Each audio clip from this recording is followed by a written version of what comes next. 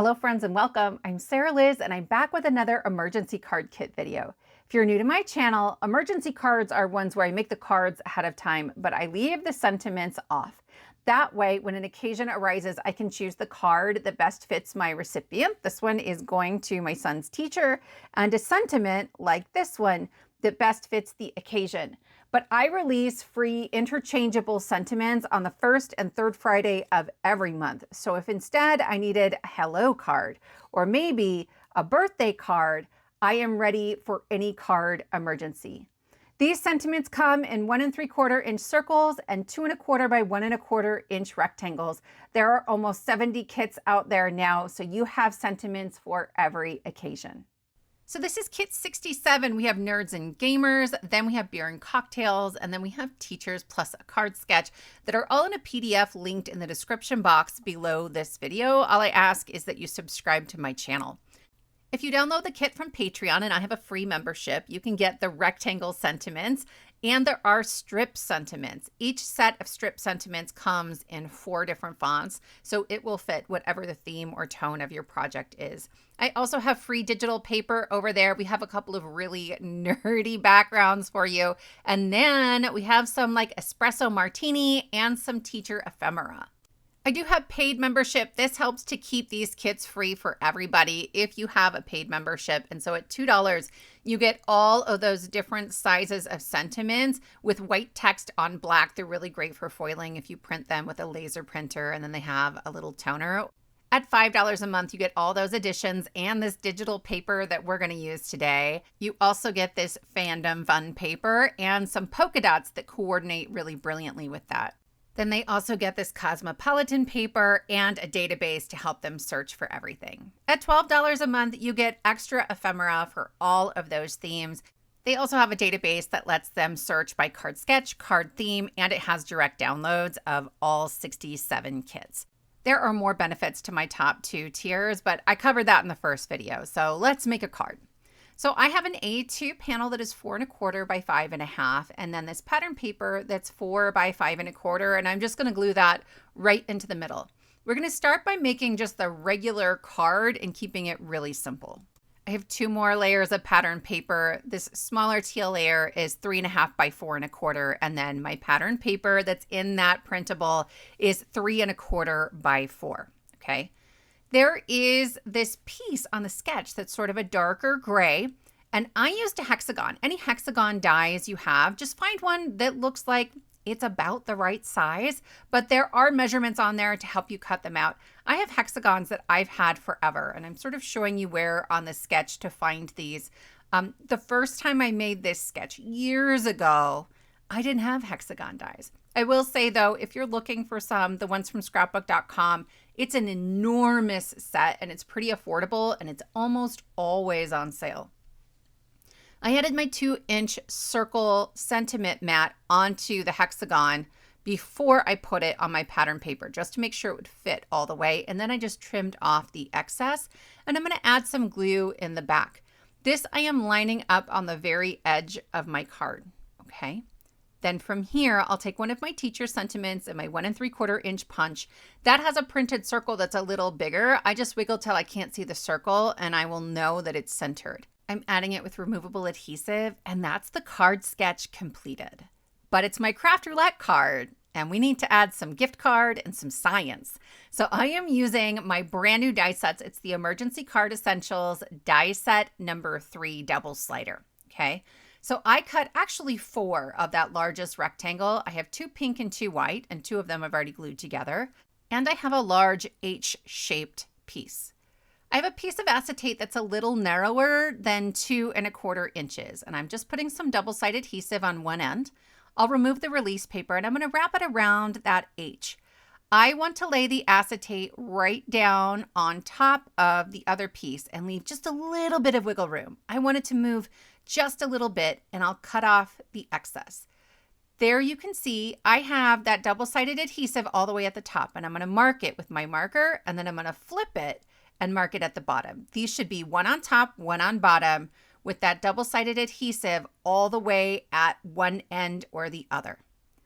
I've added double-sided adhesive on both of those marker points, and then I'm using 1 millimeter thin foam. I'll be honest, I was trying something here and it works, but not quite as well as I wanted. So we're gonna do a second card today with this die set, and I'll show you what you might do differently. There is a little half moon. There's 2 of them actually. I've used the larger one, and I've cut a notch out of one of my pink pieces, and I'm gonna glue this onto the same size piece, but in white. I want to stamp, pull, and I love this sort of 2-tone sort of situation.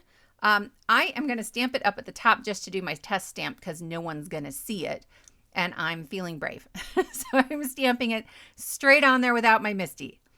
So at this point I have my 2 rectangles, I have my back panel, I have my H, and I'm going to start adding my panels onto this H. So this is the back side. I've already put the foam on it.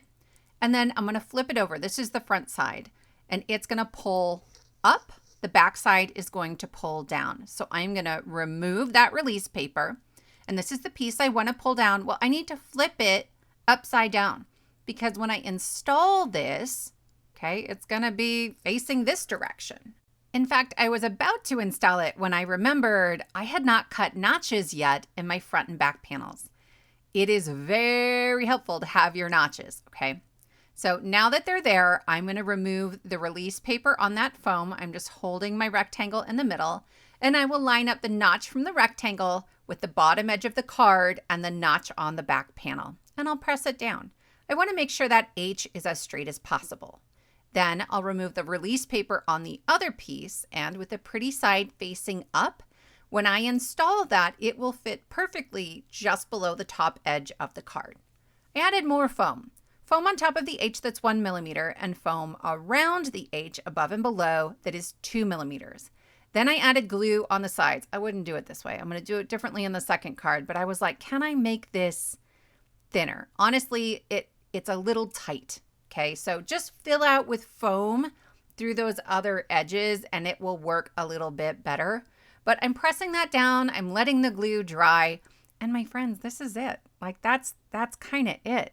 We're going to go ahead and add a gift card. So when I pull down, you can see it's moving, but it is stiff. And part of why it's stiff is because it's so tight on the edges. I don't actually have a gift card yet. I got to go to Target and buy all the teacher gift cards, but that's the same size. So I am going to use my removable adhesive to put that at the top. And then I have this You Inspire Me Every Day, and I am trimming off just a tiny little bit all the way around. That pink rectangle is 2¼ inches wide, which is the normal width for our sentiments. And I wanted this to have a little border. So my teal piece is 2¼ inches wide. And then my sentiment is now 1/4 inch narrower than that. Okay, and you can see I'm trying to push it in, but now I got more layers. It's even tighter than before. So do it the second way. But here's how it rolls out for Craft Roulette. The project was gift card, and I have put a gift card into my card. Then we have train colors, and this is a very bright and colorful train full of crafty people. So I am sure that all of those colors would be on there. Our element is science, and so I have used my paper engineering, which is a kind of science, to design those pop-up dies and create the pop-up in my card.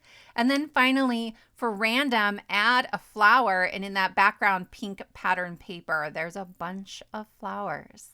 If you're a craft rouletter, I want to know about it. Leave me a comment below and say hi, and hopefully I will see you Friday night in the chatterbox.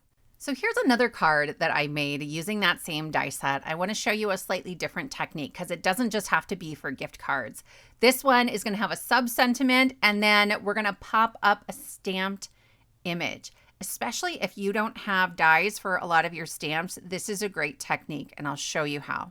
We're creating a pop-up, so I'm making a really simple background. This is the Starfield letterpress plate. That's right, Trinity has letterpress plates now. And I am hot foiling it onto some matte silver cardstock. If you don't have great success foiling, I highly recommend foiling on your specialty paper. I don't know why, but it just works better. It's pretty great. So there is my beautiful background. I love it so much. That's sort of like a dark, shiny gray on my lighter matte silver. Then I have 2 stamp sets. I have Your Stellar for the rocket and the sentiments, and I have another Orbit for our little like spaceman on the moon. These kid astronauts are, I'm dying a little. They're so stinking cute. And there's a little separate stamp that says another orbit that we'll stamp later. I grabbed one of these plumes of smoke from the blast off die set, mostly because it was on my desk, but you could do all kinds of things to create clouds in the corner. And then here's our die set again. Those hills are from Emergency Card Essentials, die set number 3, and it's just a decorative element. I haven't made a video with it yet. It's coming. There is an awesome quick and easy emergency card option with this die set. So I cut it 3 times, once from navy, once from fuchsia, and once from like a shiny white. And I'm just going to stack them up. And I've made a bunch of different cards with these 3 colors and just alternating which one goes where. So if you turn this, I like it this direction with the hills on the right. You can do a circle sentiment or a rectangle sentiment, a little bit of a background, and it's such an easy card. Y'all, I will be mass producing those for my mother-in-law for her birthday this year. I've already made all her cards for Mother's Day. So otherwise, I'd be making more today because it's Mother's Day weekend this weekend. So here's my little notch, and I'm going to remember early on to cut this out of my panel. I want it all the way down at the bottom, but sometimes I have to clip just a little bit to make sure that it comes all the way out. I needed another piece of cardstock. That matte silver is very thin. It's a 65 pound, and this is an interactive mechanism. So I just grabbed a little punch and punched a hole that's a little bigger. It doesn't matter that much, and I'll glue these 2 together. I am just strengthening this panel. To pull down on that slider mechanism, you have to either hold it from the sides of the card or have a good place to like press down with the card between your thumb and your fingers and the back. And so I don't like wimpy cardstock for that. Here's my sentiment. I've searched the entire universe and I'm going to stamp this straight onto the panel. I've already cut out my notch to make sure I'm not going to cut out part of my sentiment. But if you didn't have dies for your sentiment stamps, this works beautifully. For a lot of my stamps, don't have dies for the sentiments, and then I will heat emboss that with a little bit of silver embossing powder. I can't find mine, so I had to buy new silver embossing powder. It's like the first embossing powder I think I've bought in a couple years. This one's from Spellbinders. Y'all, I like it. I really like it. And I didn't have a bunch of stray powder because I used that anti-static. So I'm using a soft white eraser that I got during my kids' back to school sale. I think it's the Pentel brand, and it takes that right off of dark cardstock. It is magical. Here's our large rectangle again, and I'm stamping my sub sentiment and the word pull. I did bring in the die when I was setting everything up, that little like half moon, to make sure the sub sentiment was going to hide all the way inside of the card. And then I will double this up. This is 100-pound cardstock. I didn't really need to. On the first card, I was using 80-pound, and it's kind of a wimpy 80. Not all 80 is the same. It should be, but it's not. But I had one I had kind of a goober on, so I figured might as well layer it up.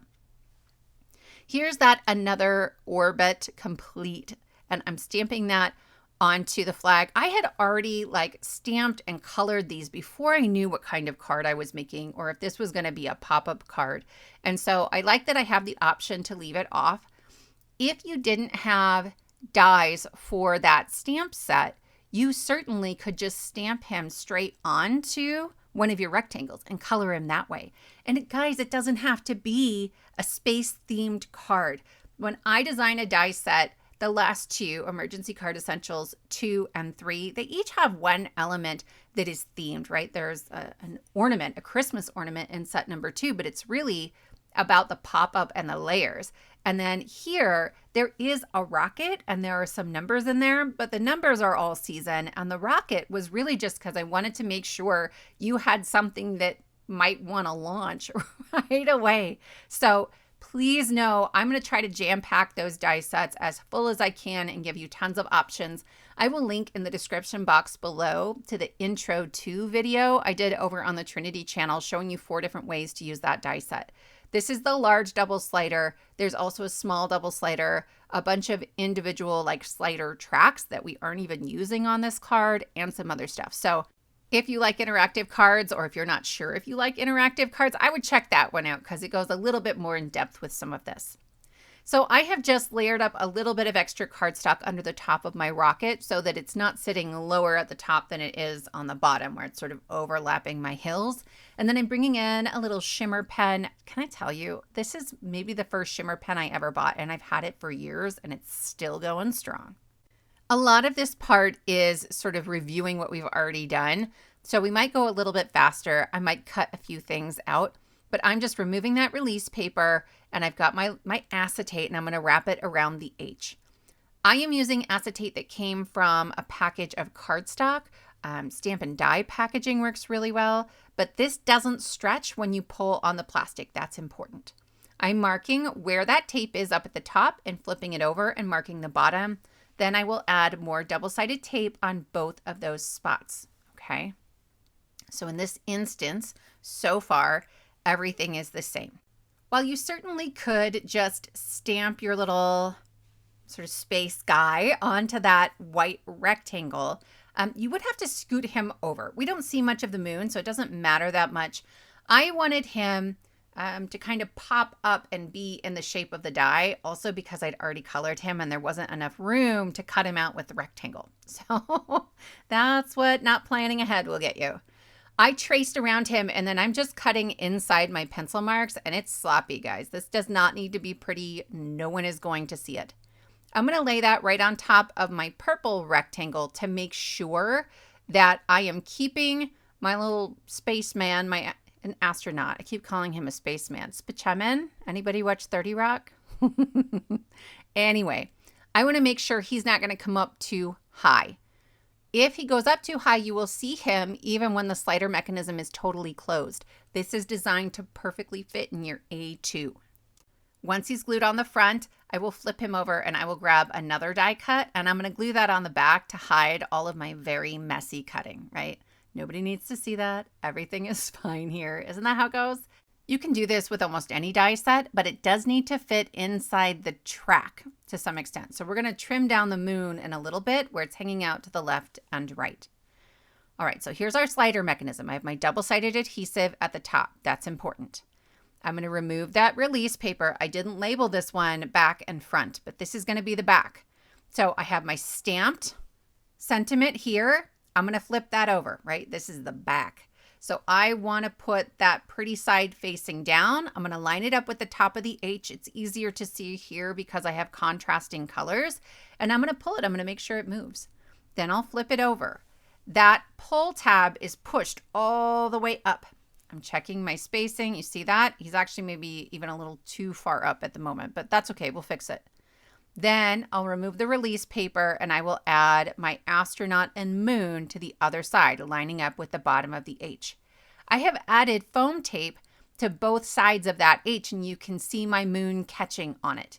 The flag is not a problem. The flag goes outside of that 2 1/4 inches, but it doesn't get tucked down that low in the card, and so it's not a big deal. So I didn't want to trim the moon early and then find out I didn't need to. I wasn't even sure how much of the moon you would see once that slider was pulled. So I have my card panel right here, and I'm lining up the word pull that I stamped on our rectangle right in the middle there. And I'm going to use some removable tape just to hold that in place. Okay. It was a little easier on the other card because I had notches cut out everywhere. Then I'm going to reach underneath and remove the release paper for that foam tape. I'm using 2 mm foam tape on this one. So I have 2 mm under the H and 2 mm on top of the H, which means I need to stack up 2 layers of foam tape for the rest of the card. Otherwise, it's going to be a lot narrower on the sides than it is everywhere else. And you can see I really didn't leave any gaps. And that's because if I give this to a family member, some of them they're not delicate, right? I can be like, hey, hold it in the corner, and they're not going to listen to me. So once I've removed all the release paper, I'm going to hold this in my hand and try to line up those corners. It would be much easier to use my MISTI or to use my scoreboard, something that has a right angle that I can use, but I don't know. I was feeling brave. But that is card number 2 complete. And this one moves better. See that? It's so smooth. And that's because there's a little more room with that foam tape. I'll have more inspiration with these kits next week, and then there should be another kit coming out next Friday. I think it's a Crafty themed kit. So if you have sentiment requests and you get them in this weekend, I may be able to include them. Then I also am part of the Fun Fold Stress-Free Card Makers Summit. If you haven't seen that, I have a free ticket link below, and there's an entire extra kit that you can download for free as part of that summit. My friends, that's all I have for you today. Thank you all so much for spending your time with me, and I will see you next time.